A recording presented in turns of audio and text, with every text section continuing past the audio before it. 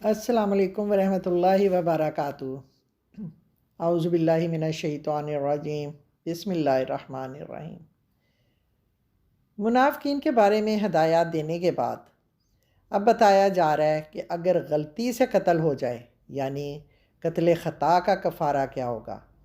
क्योंकि एक मुसलमान के लिए ये बहुत बड़ी बात है कि वो दूसरे मुसलमान को इरादतन कत्ल करे, जानबूझकर कत्ल करे।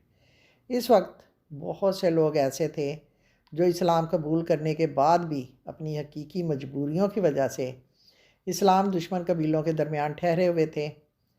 अक्सर औक़ात ऐसा होता था कि मुसलमान किसी दुश्मन कबीले पर हमला करते और वहाँ गलती से कोई मुसलमान इनके हाथ से मारा जाता। यहाँ इसी कत्ल ख़ता के बारे में अहकामात दिए गए हैं। नंबर 1, किसी मोमिन के हाथों गलती से दूसरा मोमिन कत्ल हो जाए और इसका ख़ानदान भी मुसलमान हो, तो इस सूरत में कातिल अल्लाह से माफ़ी मांगते हुए एक मोमिन ग़ुलाम को आज़ाद करेगा और इसके कातिल को पूरी दय्यत या खून बहा इस मकतूल मुसलमान के ख़ानदान को अदा करना होगा। नबी करीम सल्लल्लाहु अलैहि वसल्लम ने खून बहा की मिक़दार 100 ऊँट या 200 गायें या 2000 बकरियां मुकर्रर फरमाई है। अगर दूसरी किसी शक्ल में खून बहा अदा करना चाहे तो इसकी मिक़दार इन्हीं चीज़ों यानी जानवरों की बाज़ारी जो कीमत होगी इसके मुताबिक अदा की जाएगी। आपके ज़माने में नकद खून बहा देने वालों के लिए 800 दिनार या 8000 दिरहम मुकर्रर थे। हज़रत उमर रज़ियल्लाहु ताला अन्हो का ज़माना आया तो उन्होंने फरमाया कि अब ऊँटों की कीमत चढ़ गई है, लिहाजा अब सोने के सिक्के में 1000 दिनार या चांदी के सिक्के में 12000 दिरहम खून बहा दिलवाया जाए। ये खून बहा सिर्फ़ कत्ल ख़ता की सूरत में है। दूसरी सूरत ये है कि अगर एक मोमिन गलती से कत्ल हो जाए मगर इसका ख़ानदान या वारिस मुसलमान ना हो तो फिर इसका खून बहा कुछ नहीं है। इसे सिर्फ़ यानी कातिल को एक मोमिन ग़ुलाम को आज़ाद करना होगा। इसका खून बहा इसलिए अदा नहीं किया जाएगा कि इसके वारिस को इस खून बहा को मुसलमानों के ख़िलाफ़ इस्तेमाल करेंगे। लेकिन अगर मकतूल किसी ऐसे दारुल कुफ्र का शख्स हो जिसके साथ इस्लामी हुकूमत ने मुआहिदा अमन या मुआहिदा दोस्ती किया हो, तो ऐसे हालात में भी कातिल को एक मोमिन ग़ुलाम को आज़ाद करना होगा और मकतूल के वारिसों को खून बहा अदा करना होगा, अगरचे ये मकतूल मोमिन ना हो, इसलिए कि मोमिनीन के साथ मुआहिदा करने की वजह से इनके जानो माल को भी मोमिनीन की जानो माल के साथ बराबरी दर्जा, मसावी दर्जा हासिल होगा। रवायात में आता है कि अहले मुआहिदा में से बाज़ लोगों की दैयत हजूर सल्लल्लाहु अलैहि वसल्लम ने अदा फरमाई, मगर आपने ये हुक्म नहीं दिया कि मोमिन ग़ुलामों को आज़ाद किया जाए। ऐसी कोई रवायत नहीं है, जिससे मालूम होता है कि ऐसी सूरत में सिर्फ़ दैयत या खून बहा वाजिब है और ये खून बहा इस आयत से साबित नहीं बल्कि हजूर सल्लल्लाहु अलैहि वसल्लम के अमल से साबित है। अब एक सूरत ये है कि अगर कोई ग़ुलाम आज़ाद करने की ताकत ना रखता हो तो वह मुसलसल 2 महीने के रोज़े रखेगा, इसमें नागा नहीं करेगा। अगर बग़ैर किसी शर्ई उज़र के अगर वो नागा करेगा, एक रोज़ा भी अगर वो छोड़ेगा तो वो दोबारा नए सिरे से रोज़ा रखने का सिलसिला शुरू करेगा। यानी ये जुर्माना नहीं है बल्कि ये तौबा और कफ़ारा है। अल्लाह ताला चाहते हैं कि जिस बंदे से ख़ता हुई है वो शर्मसारी और नदामत के साथ अल्लाह की तरफ रजू करे, ताकि वो सिर्फ़ ये कि इसके गुनाह माफ़ हों बल्कि आइंदा के लिए भी वो ऐसी गलती करने से महफूज रहे। कुफ़ारा की लगवी मानी है छुपाने वाली चीज़। किसी कार खैर को गुनाह का कुफ़ारा करार देने का मतलब ये है कि नेकी इस गुनाह पर छा जाती है और इसे ढांक लेती है। लेकिन किसी दीवार पर जैसे किसी दीवार पर दाग लग गया हो और इस पर सफ़ेदी फेर कर इस दाग को मिटा दिया जाए। ये तो था हुक्म कत्ल ख़ता का। रहा कत्ल अम्द यानी जानबूझकर या इरादे के साथ किसी को कत्ल करना, तो ये कत्ल इस कदर बड़ा गुनाह है कि किसी मुसलमान से इसका तसव्वुर भी नहीं किया जा सकता। इसका कफ़ारा ना खून बहा से होता है और ना ग़ुलाम आज़ाद करने से यह गुनाह माफ़ हो सकता है। इस शख्स की सज़ा ये है कि वो अल्लाह के अज़ाब के हवाले होगा। इसकी सज़ा जहन्नम की दहकती हुई आग होगी जिसमें वो हमेशा रहेगा।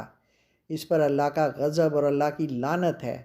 اسی وجہ سے وہ لوگ جنہوں نے اسلام سے پہلے کسی کے بھائی کسی کے بیٹے قتل کیے تھے اور اب اسلام قبول کر لیا تھا، وہ جب ایسے لوگوں کو دیکھتے تھے تو ان کے دل میں، بعض کے دلوں میں وہ تلخیاں دوبارہ تازہ ہو جاتی تھیں جب وہ انتقام لینے کے بارے میں، لیکن وہ سوچتے بھی نہیں تھے، ان کے دل میں قتل کا خیال تک نہیں آتا تھا۔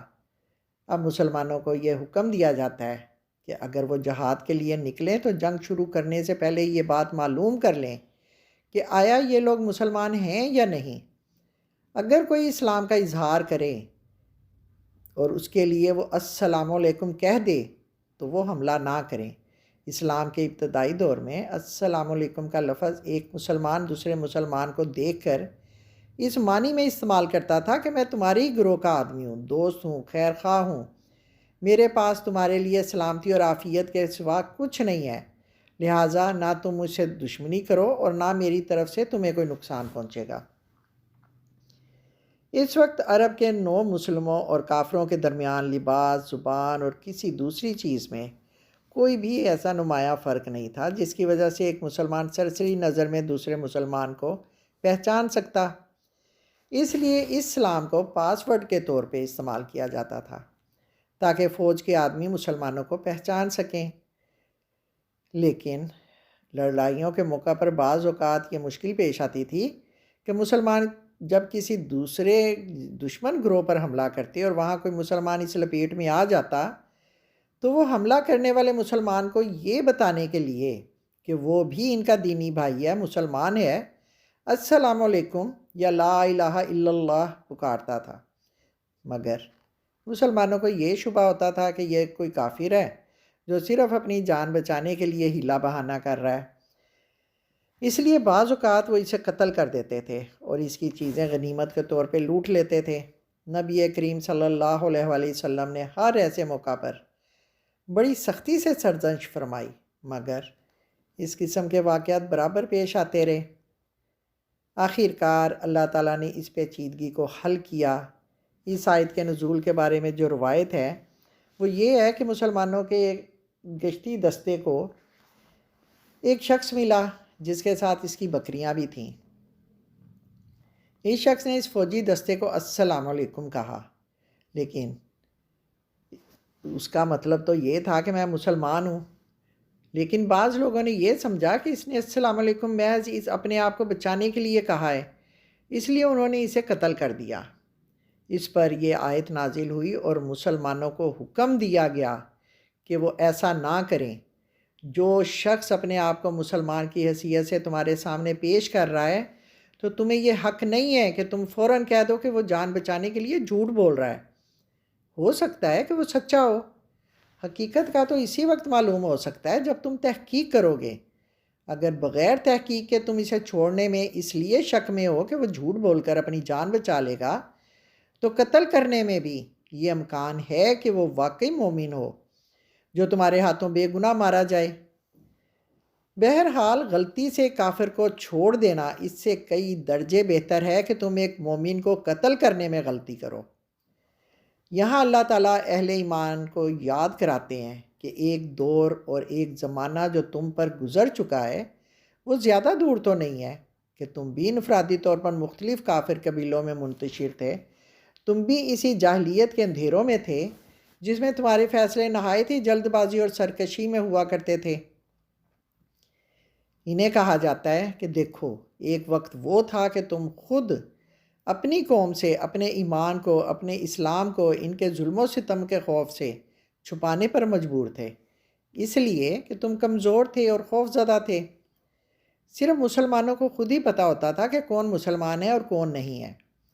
اللہ تعالیٰ انہیں جتلاتے ہیں کہ یہ اسی کا احسان تھا کہ اس نے تمہارے دلوں کو پاک کر دیا اور اس نے تم کو اجتماعی زندگی عطا کی اور تم اس قابل ہوئے کہ کفار کے مقابلے میں اسلام کا جھنڈا بلند کرنے اٹھے ہو، اور جو مسلمان ابھی پہلی حالت میں مبتلا ہیں ان سے نرمی اور رعایت سے کام لو، محتاط رہو اور حالات کی اچھی طرح چھان بین کرنے کے بعد فیصلے کرو۔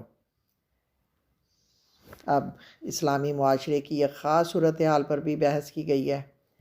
اس وقت مسلمانوں کی صفوں میں بعض لوگوں کی طرف سے سستی پیدا ہو رہی تھی۔